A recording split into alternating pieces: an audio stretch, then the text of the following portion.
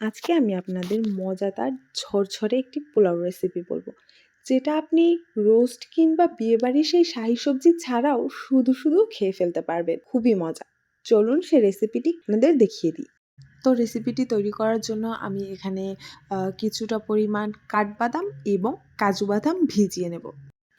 তো এবার একটি প্যান নিয়ে নিয়েছি, এর ভেতর আমি দিয়ে নেব সয়াবিন তেল। আপনারা চাইলে সয়াবিন তেলের পরিবর্তে আপনারা ঘি ইউজ করতে পারেন। আমার আসলে বাসায় ছিল, কিন্তু আমার প্রথমে মনে ছিল না, আমি শেষে ঘিটা ইউজ করেছি। যাই হোক, এরপর পেঁয়াজ দিয়ে পেঁয়াজটাকে ভেজে সামান্য একটু যখন ভাজা হয়ে আসবে, আমি তখন কিছুটা পেঁয়াজ তুলে রাখবো পোলাওয়ের জন্য, আর বাকি পেঁয়াজটা আমি বেরেস্তা করে নেব।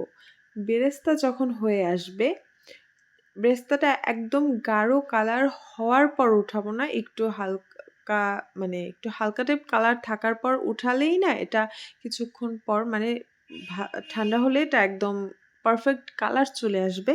তো যাই হোক, পেঁয়াজের বেরেস্তাটা উঠিয়ে এরপর আমি চালটা দিয়ে এই সেম তেলেই ভাজতে থাকবো। আর আগে যে আমি পেঁয়াজ হালকা ভেজে যেটা তুলে রেখেছিলাম সেটা এর মধ্যে দিয়ে নেব। আর হ্যাঁ, আপনারা কিন্তু দেখতেই পাচ্ছেন যে এখানে আমি পেঁয়াজটা বেরেস্তা করার জন্য বা পেঁয়াজটা ভাজার জন্য খুব বেশি তেল ইউজ করিনি। পোলাওতে কিন্তু অনেক বেশি তেল হলে সেই পোলাওটা খেতে ভাল লাগে না, তেল চিটচিটে লাগে। আর অল্প খেলেই মুখ ফিরে আসে, আর খাওয়া যায় না, খেতে খুব একটা ভালো লাগে না। তো এখানে অল্প তেল ইউজ করলে পোলাওতে সেটা খুবই ভালো হয়। আর চাল ভাজার এই পর্যায়ে আমি এখানে তেজপাতা, ২-৩ টুকরা দারচিনি এবং ৪-৫ টা এলাচ দিয়ে নিচ্ছি। এরপর পোলাওয়ের চালটাকে খুব ভালোভাবে ভেজে নেব। হ্যাঁ, এটাও খেয়াল রাখতে হবে, পোলাওর চালটা যত সুন্দরভাবে ভাজা হবে, পোলাওটা ঠিক ততটাই ঝরঝরে হবে।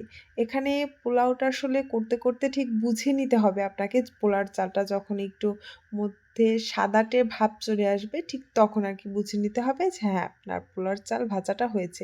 তো এখানে আমি পোলাওর চাল ভাজার মধ্যে একটু রসুন বাটা ও একটু আদা বাটা ইউজ করেছি, যেটা দিলে আমার কাছে মনে হয় পোলাওয়ের ফ্লেভারটাও ভালো আসে, স্বাদটাও ভালো হয়। পোলার চালটা ভাজতে যখন দেখবো যে একটু সাদাটে ভাব চলে এসেছে আর এভাবে ঝরঝরা হয়ে গেছে, ঠিক তখনই আমি এর মধ্যে দিয়ে দেব গরম পানি। আমি পানিটা আগে থেকে গরম করে রেখেছিলাম। আর হ্যাঁ, এখানে পানির রেশিও হবে, যদি ১ কাপ চাল হয় তাহলে ২ কাপ দিতে হবে পানি। মানে যেই কাপ থেকে চাল মাপবেন ওই কাপেরই ২ কাপ পানি দিতে হবে।